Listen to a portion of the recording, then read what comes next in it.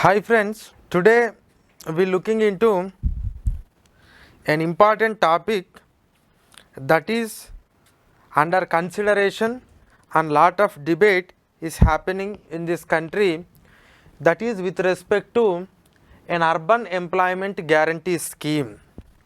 There was no such scheme at the national level, but lot of discussion is happening on this. Already some states are having some urban employment guarantee schemes. It was the state of Kerala who started this scheme first. You must understand, when I say urban employment guarantee schemes, there was already schemes for urban employment, but there was no scheme of urban employment guarantee. Guarantee means it is the government which gives the guarantee to you, and if you don't get the employment, then the government is liable to pay some compensation, or government is duty bound to provide the employment to you. That is what the meaning of this word guarantee. So in some states like Kerala, Odisha, Jharkhand, Madhya Pradesh, they are having one or other form of this urban employment programs, and at the national level we are having this urban employment program. Earlier in the year 1997 we have started with Swarna Jayanti Shahari Rozgar Yojana. Later we call it as National Urban Livelihood Mission. National Urban Livelihood Mission. And again you have another program also, Prime Minister Employment Generation Program. This is not specifically urban area, but it is all. So Prime Minister Employment Guarantee Program, like these type of schemes we have. That means these schemes are already providing some sort of employment, but they are not providing guaranteed employment. And in some states they are having guaranteed employment program in the state of Kerala. Apart from that, we are having a guaranteed employment scheme for rural area, and we are all aware that is Mahatma Gandhi National Rural Employment Guarantee Act. Actually this was an act, Parliament Act. The act was brought it in the year 2005, and the scheme started implementing 2006. Initially there was no word called MG. Later in the year 2009 they have added Mahatma Gandhi. But anyhow, so this is a guaranteed employment program for the rural people in India. That means if you don't provide the employment to them, then the government is liable to provide the compensation to them. So that is the meaning of guarantee. So the point is, in rural area we are having employment guarantee schemes. In urban area we are having employment schemes, employment providing schemes. Some states we are having urban employment guarantee schemes, because the states no need rural employee guarantee, because this scheme is applicable to all over India. So some states are having urban employment guarantee schemes, but at the nationwide, at the nation level, you don't have this urban employment guarantee scheme. Now the demand is for this national level urban employment guarantee scheme. You have to be very clear. Okay, so that is the first aspect. See, already there are some recommendations from various groups, like this scheme should be started, and I will list out some 2 to 3, and after that I will go for why you need an urban employment guarantee scheme, and the model in which we have to implement it, and if you implement it, what are the implications that you are going to face, and what is the way forward, that I will discuss in this class. It is the recently, because this issue has been debated more, because an important institution has recommended for this scheme, that is Prime Minister Economic Advisory Council.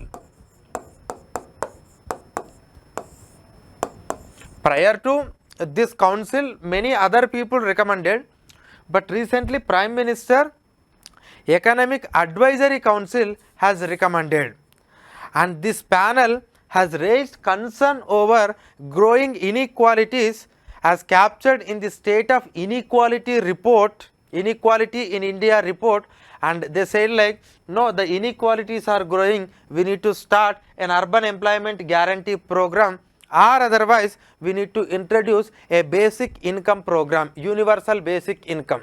Universal basic income in the sense every family should have a minimum basic income, either through an employment way or you can give the direct cash out, anything. So they mentioned that is why it is important, not that someone is raised, because the Prime Minister Economic Advisory Council is also seriously thinking on this.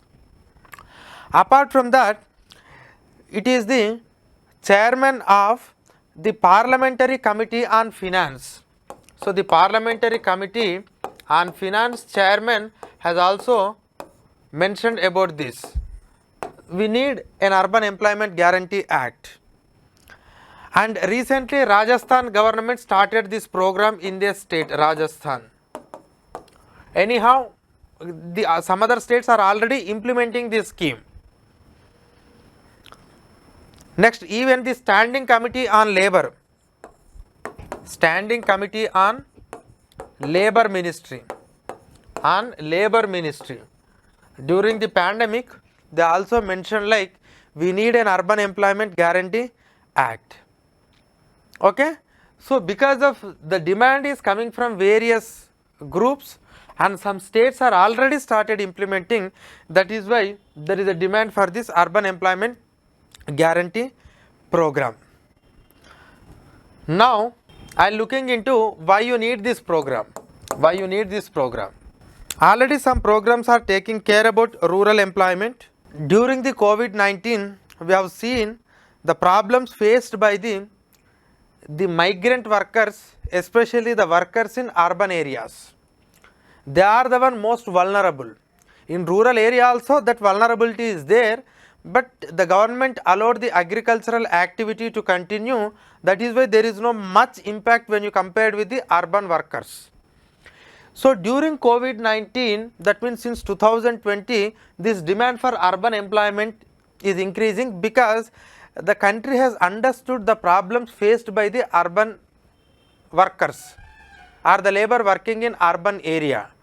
And anyhow, whatever these urban employment programs we are talking about or the rural employment, it mostly focuses on only unskilled manual work. Normally it focuses on unskilled manual work because government cannot provide a skilled work, because government has already started retreating from that business activity since 1991. And under MG Narega in the rural area, whatever the work that they are providing, it is a skillless, that means unskilled manual work. Unskilled manual work we are providing. But when it comes to the urban area, we don't know what type of the thing, but people are saying like there must be some minimum income support to the urban workers.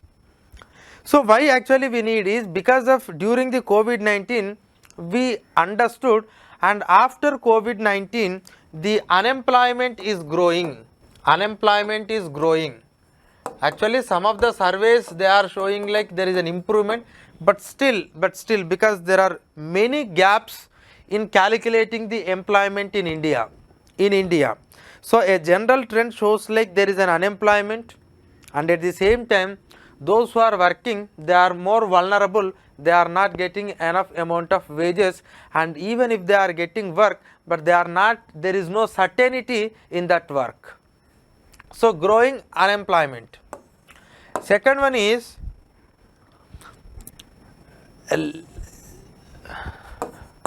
less wages.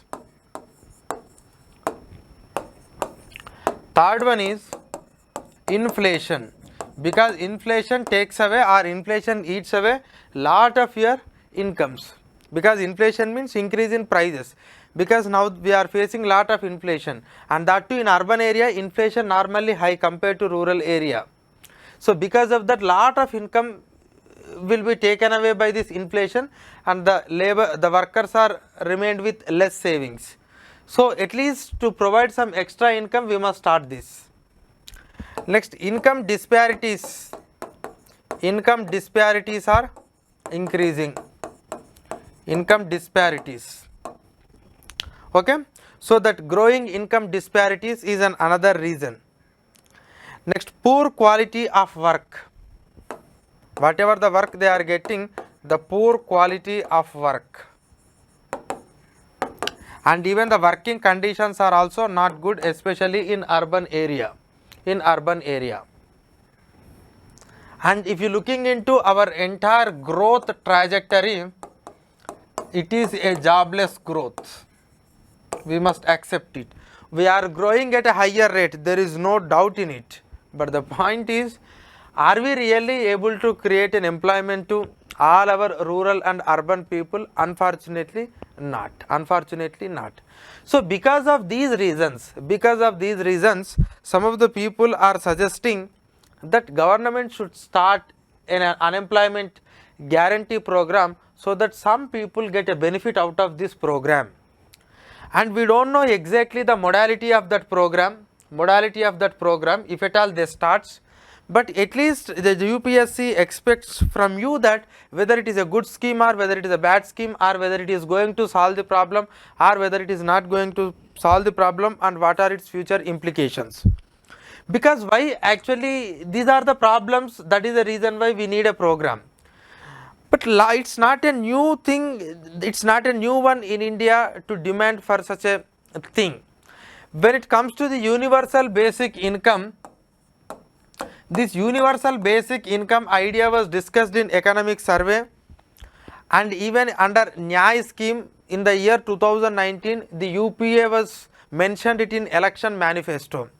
Why actually these issues are raising, like there must be a minimum income or there must be some sort of employment provision by the government? Because in an economy, the production and consumption both should always be in a balanced way. So some lot of production is happening, that is growth is increasing, but some people in this country, they are not able to consume it. That means they don't have money with them, they don't have work with them, and that is leading to the concentration of wealth, and that is leading to the huge disparities, and these people are completely neglected. These people voices are not heard, and these people are completely in the lower rung of economic activity, and their consumption levels are low and their purchasing power is low. Yes, because of that, in order to provide some sort of support to this section, that means the lower rung section, these type of demands are coming. Otherwise this economy cannot sustain. If huge amount of money concentrate in the hands of few, then that economy cannot sustain.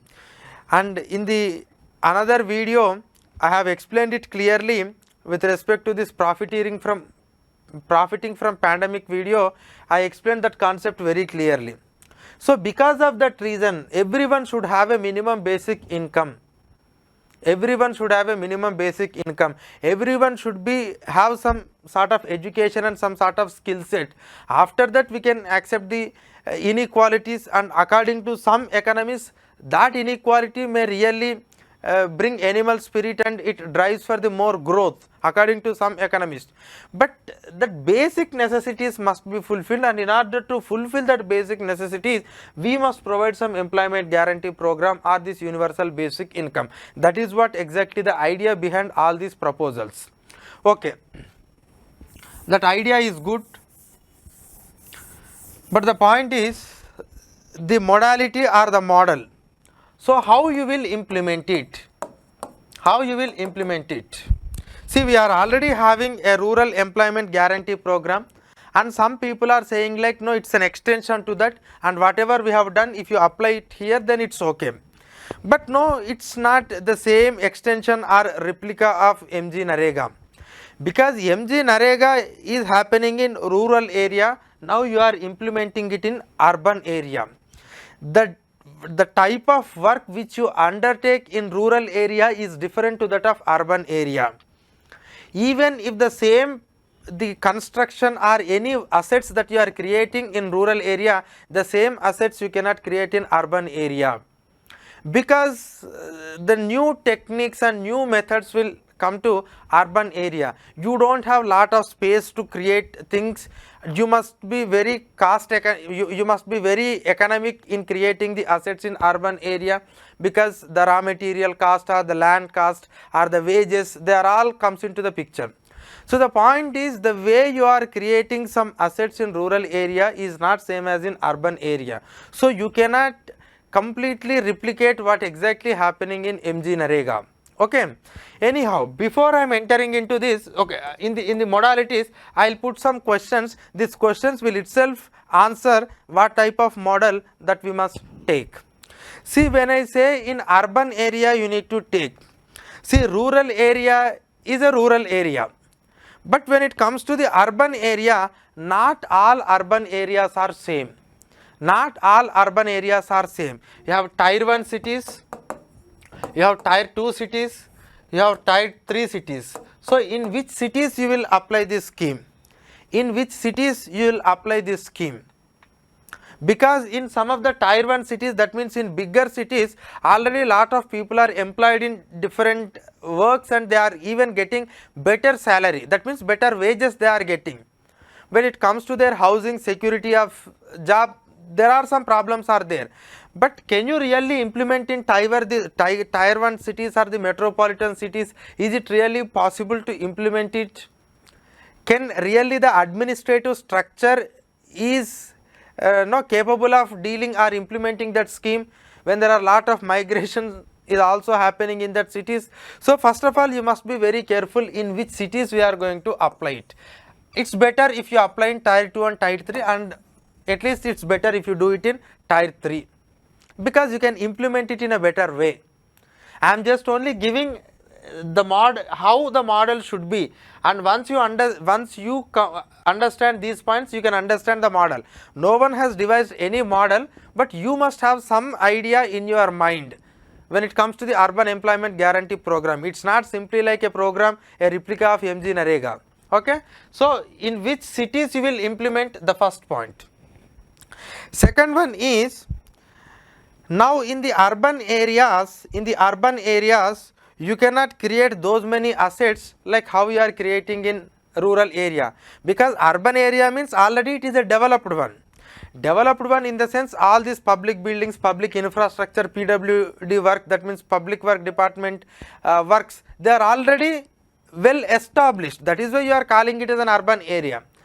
After having those many facilities, if still government want to provide the job, then what type of assets does really the government creates? Is it the work done by the government or is it the work done by the private people? So who should undertake that work first? Because in rural area you are constructing some public buildings, and you are taking up some watershed activities, watershed development and groundwater recharge and the bonds and repairing of village tanks. Like these are the works that you are doing. But in urban area, most of that works are completed. Then the work should be done by whom? Whether it is done by the government or private. This is a second question. If it is done by the government, definitely it has its own limitations, because government cannot take up huge activity, and that too in tier 1, tier 2 cities, it is very limited. There are some people who are suggesting it's not like rural employment guarantee program. Government will issue some sort of coupons or some sort of coupons. So these coupons, what will happen is, this government will issue coupons to some institutes like schools, hospitals or municipalities. Like they will give these coupons to these people. If at all they need any work, they must provide that work to these people, and they must give that coupons to these people, so that these people encash. And you must give this to in the public sector first. Later, if private people are interested, you can give it to the private people also. So this is another model, like people are suggesting, giving coupons and to the public institutes and private institutes, and they can hire somebody and they will pay that. But there is no much use in this, because even if you give the coupons or even if you don't give the coupons, these people hire the people and they will work.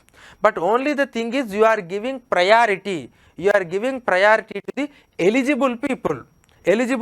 It's not like already the person who is having a lot of work is getting again this work. It's not like that.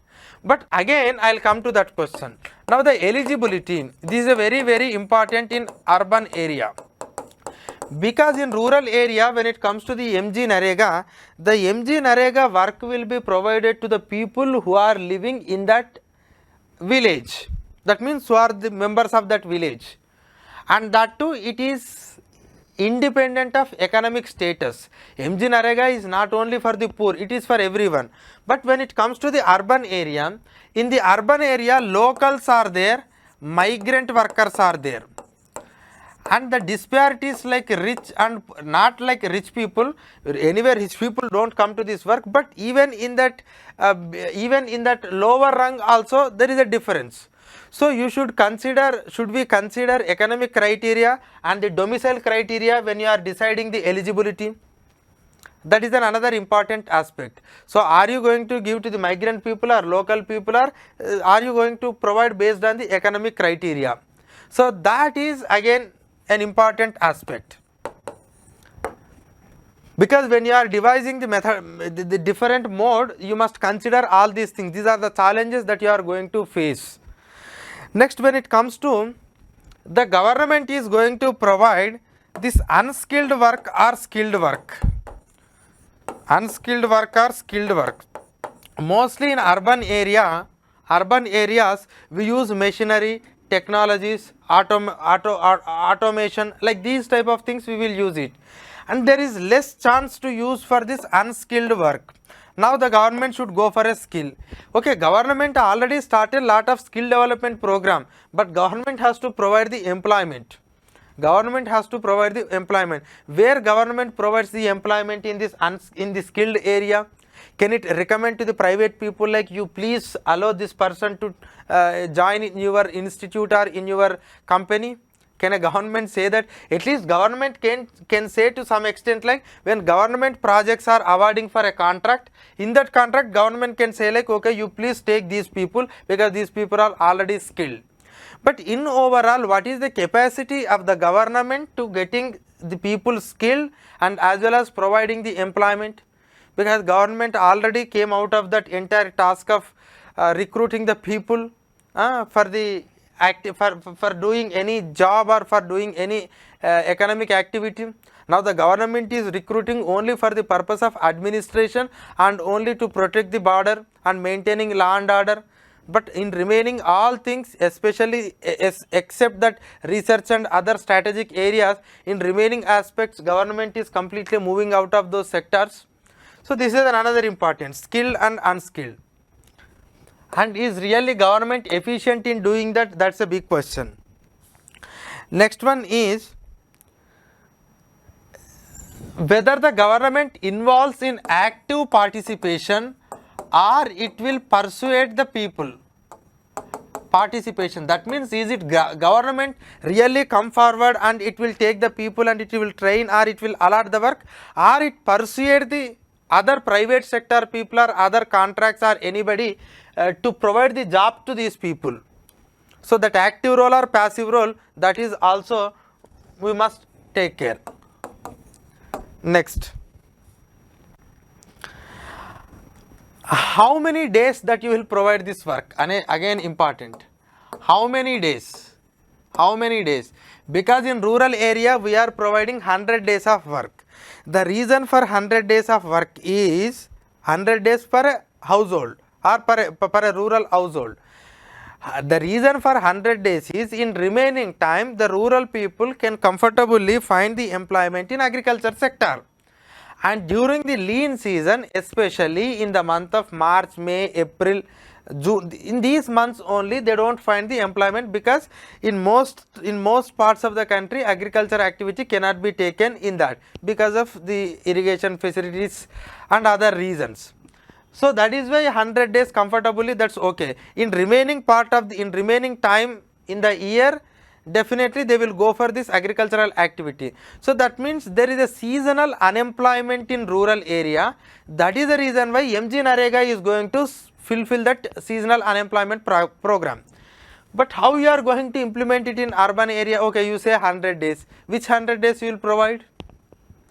So is it really going to bring the certainty? See, you may argue like, okay, government at least benefiting to some extent, but the point is, does really the government is benefiting in a right time, to right people?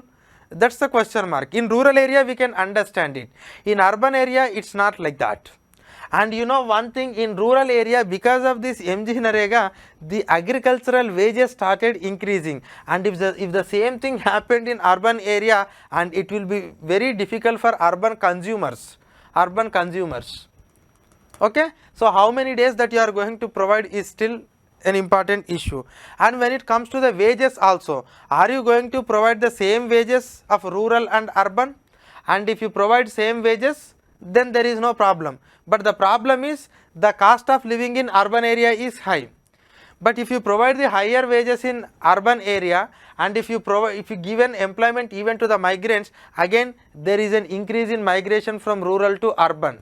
The MG Narega, the one important benefit that we got under MG Narega is, at least we curtail the migration to some extent. Again it leads to the migration in spite of having both rural employment and urban employment, because of the higher wages in urban employment. This is another important aspect. Next, another important thing is, are you going to provide the employment to everyone? Is it really necessary to provide the employment to every poorer people, or it's better if you confine to only some sections like women? That is also an important thing that you must consider, because men can work anywhere, men can find the employment anywhere. For the women it is very difficult, because they may not go much a distance, and it's very difficult for women to find the work every day at a different place. Lot of women are doing, but still it is difficult. So that's the reason why if you confine it to women, it's better. So these are all the different aspects. And some people are saying like, why you need to start a new program? Already you are constructing the houses, that Pradhan Mantri Awas Yojana. And in this Pradhan Mantri Awas Yojana, when you are executing the project, and you just include these people who are registered with you, instead of starting a new scheme, instead of allocating a separate budget, okay, instead of creating a new assets, why can't you provide the employment to the targeted people in the existing programs? That's another important thing. That these are these points you must include in modalities. So suppose if at all question asks like urban employment program, how it should be, then you must keep these points in your mind before you write the answer, or before you understand the urban employment, because simply you can't give employment to everyone. Perhaps that's not possible, because there are huge implications are there, and if you simply go with other, there are implications. The major implication is financial burden. So 1 lakh crore we are spending on rural employment guarantee program, and if you again implement the urban employment guarantee program, there is a huge burden. And these governments, whether it is central or state, anyway we are talking about the national level program, and every year governments are taking huge amount of debt. Now they are selling the underutilized or unused public assets, and they are divesting the investments in the public sector undertaking to take up the infrastructure project, because we need money, we don't have enough amount of capital with us, and because we wanted to introduce the money in a we want to invest the money in productive way.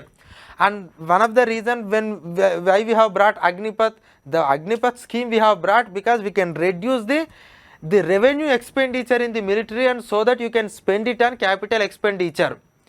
So in that case, can really a union government spend at least 50,000 to 1 lakh crore on urban employment guarantee program anyway, which don't yields in a productive asset? Because the main aim is, asset is one aspect, the main aim is to provide the employment. So financially maybe it's very difficult for the governments to consider. But the point is, when there is a distress, like the New Deal was implemented in United States of America. Roosevelt has implemented it after this 1930s great economic crisis or Great Depression. The point is, whenever there is a crisis, whenever there is a huge unemployment, whenever there is a pandemic, one time you can implement it, but the point is every year you can't continue the same thing. And one of the major implications in India is we are good at starting the program, but we are not good at winding up the schemes. There is no sunset clause to our schemes, and governments are not so dare enough to stop any scheme. This government initially thought that MG Narega is not giving better results, perhaps we can spend that money in a different way. But because of this political pressure and all are the implication that they are going to get politically, that is why they haven't stopped. So that means even if you want to start for a movement, for a particular purpose at a particular moment, you should not bring it as a scheme, or you should not bring it as an act. Like how you have spent some 50,000 crores in some of the migrating states during the COVID-19 for employment generation. In that way you can do it, but it cannot make like a regular scheme, because financially it's not going to benefit at all. Next, another important implication is, and in urban areas you can't impose it on private people. See, the government capacity is very less. I already told you, government capacity is very less to generate the employment in urban area, but you cannot impose on private people to recruit somebody. Okay, either through skilled way or even unskilled way also you can't impose, because it's all depending on DHI based on the skill. You can only skill the people, and when it comes to the unskilled, again it's all depending, but you can't impose. If you impose, it is going to have its own implications. Next, another thing is, when it comes to the durable assets, I don't know what type of durable assets that you will create. In urban areas, definitely lot of machinery will be used, and you need to complete the work in a faster way, because it's all economically not viable in urban areas. Next, the another important implication that leads to the migration. So I already told to whom you are going to provide the employment and what is the rate that you are going to give, wage rate, that decides the rate of migration. The another important thing is, see, is it the correct way of providing the employment? The point is, this is a skillless work. And ultimately, are we end up in providing the skillless work to our own people, or are we making our people skilled? Because the point here, there are two arguments are there. One, you can say like, sir, it will take lot of time to provide the skills to everyone. That is why definitely you need to give this program at least for the temporary purpose, at least for a momentum, at least for a temporary period. But just observe MG Narega. We have started it in the year 2006, we are in 2022. That means almost 16 years completed, but the point is, we are adding up more and more skillless people to that scheme. We are increasing our budget to the MG Narega. Though we have started some programs, but still our focus is only on MG Narega. And today we are projecting MG Narega scheme as a savior to people. Yes, during the COVID-19 it has helped, but the point is, can we really so proud in that thing which provides only skillless work to your own people? Because when you started the scheme in the year 2006, by this time the numbers should have cut down, the budget should have cut down, the people should transform from skillless work to skillful work. But is it happening? No, ultimately we are end up in that skillless work. And if this urban employment guarantee program also, if it really ends up in the same way, then it is very dangerous to the country, because we are underutilizing our human resources. This point also you must keep it in mind. But one go for a single purpose, or that is okay. For any particular instant, for any economic crisis, one time measure you can use it, but it cannot be a regular scheme. Next, now So these are some of the implications that we are going to face. Now the way forward, that means how we should take up this scheme, if at all we wanted to take up, or what are the solutions to your problem. Is this the only solution, or is there any other solution to that problem? And one solution I can tell you, like in the time of crisis, allocating some specific amount of money and have a sunset clause and have some targeted section and implement it. So that is okay, one time measure, it's okay, that you can take it. Next, the another important aspect is, the only way through which you can really generate the employment is improving the skill set of the people, match their skill set with the market level. That means market, what type of skills they want, just improve the skill set. And if private people are not ready to invest or not ready to provide the employment, government as a prime mover, yes, it can invest in some projects, in that projects it can provide the employment. That investment will boost the private sector, and that private sector again creates the employment. So giving a skill, improving their skill set, and to some extent government can invest initially as a prime mover because it kickstarts the economy. That is one aspect through which you can create the employment. This is one aspect through which you can solve the problem. But giving employment, that to skillless employment or even skillful employment continuously, it's not possible in every urban area. Next, promoting self-employment is also another. Self-employment, already some schemes are there, yes, you can strengthen those schemes. Some credit linked incentive schemes are there, you can strengthen those things. Next, even if you want to implement these type of things, these type of schemes, the point is it should not be a national level one. And if any particular state or if any particular locality there is a serious crisis of this urban unemployment, yes, focus on specific areas, and the program should be specific but not national level, because financially it's not viable. Either it should be one time or it should be specific, or otherwise the other way is kill them and invest in public assets, or otherwise go for self-employment. So, and above all, you must have a full data of this sector. Without data, and during this COVID-19, that is the problem. And until and unless you have the data of both workers and their skill set level, or their educational qualification, or about the companies or the industries that were there in your locality, or the projects that are going to take it up. Already in the budget we have announced, like we are going to integrate the 4 different portals to connect, like Asim portal, eShram portal, like that. You just go and read it in the budget.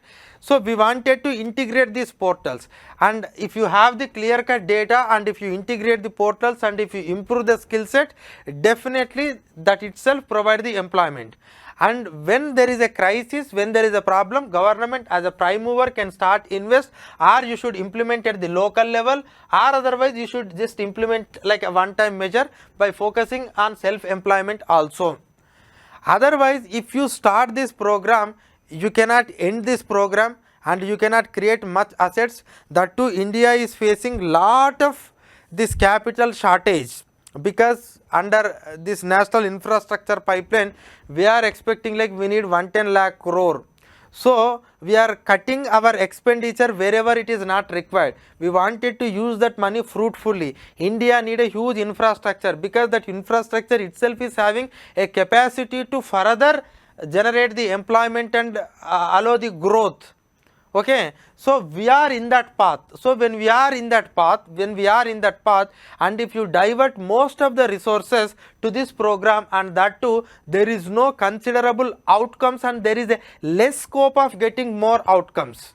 So there is a less scope. You can't say clearly like this much amount of benefit that you are going to get, because the same amount of money you can utilize it in a different way. Okay, and above all, I can suggest one thing. If the problem is really urban distress, they are unable to get, yes, some welfare benefits that we are giving, like some sort of social security, in terms of pension or in terms of this health insurance, and under National Food Security Act you are giving under National Food Security Act you are giving some food grains, and old age people you are giving pensions, and this divyangs, that means physically handicapped people, for them we are giving some benefit. At least you increase the social security net. If you increase the social security net, there is no much problem to these people. Instead of spending huge amount of money on unproductive assets, you just target those people, just have a data and target those people, and whatever they required, and so that you just try to give some sort of assistance to those people, so that they can meet their minimum requirements. So whatever the minimum necessities are there, that will be met with that amount of money or that benefit.